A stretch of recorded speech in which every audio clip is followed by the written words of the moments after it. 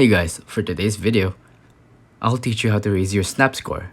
This is a very simple 3-step guide, so watch the whole video to understand. So the first thing you'll want to do is open your Snapchat. As you can see, I'm in the camera tab. For the first step I have for you is just click the plus button and then pull it up so you can have a bigger view. And then tap on multi-snap and just take pictures. And now you can send it. Make sure you send it to everyone, all your friends. This allows you to have many options because not everyone opens snaps, but at least this way, you will get at least one or more friends to open your snap. So just send it, and if they open it, you will get your Snap score.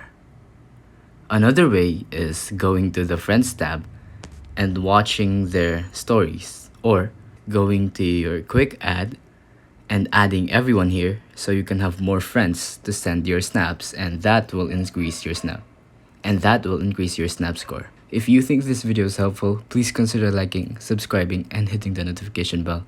If you have any questions, feel free to comment down below.